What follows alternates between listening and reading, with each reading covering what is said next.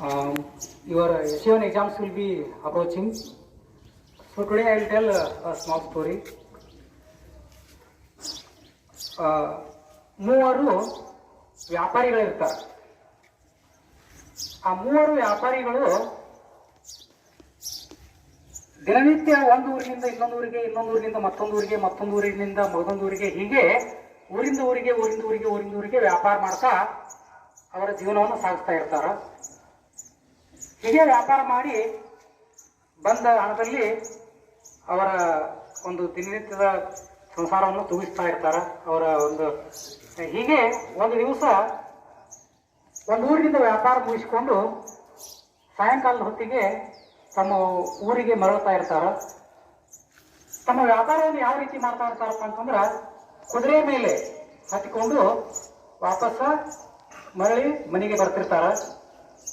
ಇನ್ನೇನು ಸಾಯಂಕಾಲ ಹೊತ್ತು ಮುಳುಗ್ತಾ ಇರ್ತದ. ಹೊಲದಲ್ಲಿ ಹಾಯ್ದು ಹೋಗ್ತಾ ಇರ್ತಾರ. ಹೋಗುವಾಗ ಒಂದು ವಾಣಿ ನುಡಿತದ ಅವರಿಗೆ, ನೀವು ನಿಲ್ರಿ, ಕುದುರೆಯನ್ನು ನಿಲ್ಲಿಸ್ರಿ ಅಂತ ಹೇಳ್ತು. ಅವಾಗ ಅವ್ರು ಗಾಬರಿಯಾಗಿ, ಏನಪ್ಪಾ ಇದು, ಯಾರೋ ಕೂಗ್ದಂಗಾಯ್ತು ಅಂತ ಹೇಳ್ತಂದು ಸುಮ್ಮನೆ ಯಾರೂ ಇಲ್ಲ, ಸುಮ್ಮನೆ ಹೋಗೋಣ ಮುಂದೆ ಅಂತ ಹೇಳ್ತಾನೆ.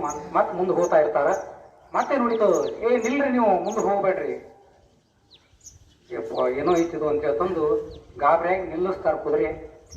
ನೀವು ಕುದುರೆಯಿಂದ ಕೆಳಗೆ ನೀರಿ ಅಂತ ಹೇಳ್ತದೆ ಮತ್ತೆ ವಾಣಿ. ಹೇಳಿದ ಮಾತು ಕೇಳಿದ್ರೆ ಆಯ್ತು ಅಂತ ಹೇಳ್ತಂದು ಕುದುರೆಯಿಂದ ಇಳಿತಾರ. ನೀವು ಮೂವರು ಮಣ್ಣನ್ನು ತುಂಬ್ಕೋರಿ ಅಂತ ಹೇಳ್ತದ ವಾಣಿ. ಇದೇನಪ್ಪ ಮಣ್ಣು ತುಂಬ್ಕೊ ಅಂತ ಹೇಳ್ತಾರಲ್ಲ ಅಂತ ಹೇಳ್ತಂದು ತಿಳ್ಕೊಂಡು, ಮೊದಲನೇ ಅವ ಸುಮ್ಮನೆ ಒಂದು ಬಗಸಿ ಮಣ್ಣನ್ನ ತಗೋತಾನ.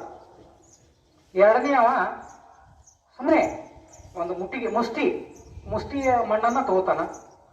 ಮೂರನೇದವ ಏನು ಮಾಡಿದ್ರು, ನಿಮ್ಮ ಸುಮ್ಮ ಮಣ್ಣು ತುಂಬ್ಕೊಂಡು ಬಿಡುದನ, ಸುಮ್ಮಪ್ಪ ಜಸ್ಟ್ ಪಾರ್ ಶಾಂಪಲ್ ಅಂತ ಹೇಳ್ಕೊಂಡು ಚಿಟಿಕೆ ಮಣ್ಣನ್ನ ತಗೋತಾನವ. ಆಯ್ತು, ನೀವಿನ್ನ ಕುದುರೆ ಹತ್ತಿ ಮುಂದೆ ಹೋಗ್ರಿ ಅಂತ ಹೇಳ್ಬಿಡ್ತದ ವಾಣಿ. ಕುದುರೆ ಹತ್ತಿ ಮುಂದಕ್ಕೆ ಹೋಗ್ತಾರ. ಹೋಗಿ ಇನ್ನೇನು ಹೊತ್ತು ಮುಳುಗ್ತಾ ಇರ್ತದ. ಒಂದು ಊರನ್ನು ತಲುಪ್ತಾರ. ಅಲ್ಲೇ ಊರಲ್ಲಿ ಊರ ಹೊರಗಡೆ ಒಂದು ಹನುಮಾನ್ ಟೆಂಪಲ್ ಇರ್ತದ, ದೇವಸ್ಥಾನ. ಅಲ್ಲೇ ಹೊರಗಡೆ ತಮ್ಮ ಕುದುರೆಯನ್ನು ಕಟ್ಟಿ ಬಂದ ತಾವು ತಂದಿರತಕ್ಕಂಥ ಬುತ್ತಿಯನ್ನು ಊಟ ಮಾಡಿಕೊಂಡು ಅಲ್ಲೇ ಮಲಗ್ತಾರ ದೇವಸ್ಥಾನದಲ್ಲಿ. ಮುಂಜಾನೆ ಎದ್ದು ಕೂಡಲೇ ಬೆಳಗಾಗ್ತದ. ಬೆಳಗಾದ ಕೂಡಲೇ ಯಾರ್ಯಾರು ಎಷ್ಟೆಷ್ಟು ಮಣ್ಣನ್ನು ತುಂಬಿಕೊಂಡಿದ್ರಲ್ಲ ಅಷ್ಟು ಬಂಗಾರ ಆಗಿಬಿಟ್ಟಿರ್ತದ. ಯಾವ ಬಗಸಿ ಮಣ್ಣನ್ನು ತೊಗೊಂಡಿರ್ತಾನ ಬಗಸಿ ಬಂಗಾರ ಆಗಿರ್ತದ. ಯಾವ ಮುಷ್ಟಿ ಬಂಗಾರ ಅಂತ ತೆಗೆದುಕೊಂಡಿರ್ತಾನ ಮುಷ್ಟಿ ಬಂಗಾರ ಆಗಿರ್ತದ. ಯಾವ ಚಿಟಿಕೆ ಜಸ್ಟ್ ಪಾರ್ ಶಾಂಪಲ್ ಅಂತ ಹೇಳ್ಕೊಂಡು ಅವರಿಬ್ಬರಿಗೆ ಬೈದು ಚಿಟಿಕೆ ಮಣ್ಣನ್ನು ತೊಗೊಂಡಿರ್ತಾನಲ್ಲ ಅಷ್ಟೇ ಬಂಗಾರ ಆಗಿಬಿಟ್ಟಿರ್ತದ. ಅವ ಚಿಟಿಕೆ ಮಣ್ಣನ್ನು ತಗೊಂಡವ ಎದಿ ಹೊಡ್ಕೊಂಡು ಒಳ್ಳೆಯಾಡಿ ಹೇಳ್ತಾನ, ಯಪ್ಪ ನಾ ಯಾಕರೆ ಒಂದು ಜೋಳ ಚೀಲ ಮಣ್ಣು ತುಂಬ್ಕೊಳ್ಳಿಲ್ಲ ಮರಯ ಅಂತ ಹೇಳ್ತಾನ.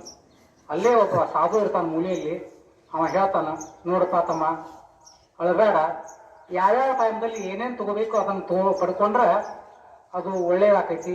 ಹಂಗ ನೀವು ಕೂಡ ವಿದ್ಯಾರ್ಥಿಗಳೇ, ಯಾವ್ಯಾವ ಸಮಯದಲ್ಲಿ, ಈಗ ನಿಮ್ಮ ಸ್ಟಡಿ ಟೈಮ್, ನೀವು ಸ್ಟಡಿ ಮಾಡಿದ್ರೇ ನಿಮ್ಗೆ ಒಳ್ಳೆ ಮಾರ್ಕ್ಸ್ ಬರ್ತದೆ. ಹಂಗ ನೀವು ಎಷ್ಟೆಷ್ಟು ಸ್ಟಡಿ ಮಾಡ್ತಿರಲ್ಲ ಅಷ್ಟೇ ಪ್ರತಿಫಲ ಸಿಗ್ತದೆ ಹೊರತು ಹೆಚ್ಚಿಗೆ ಸಿಗೋಂದ್ರೆ ಸಾಧ್ಯ ಇಲ್ಲ.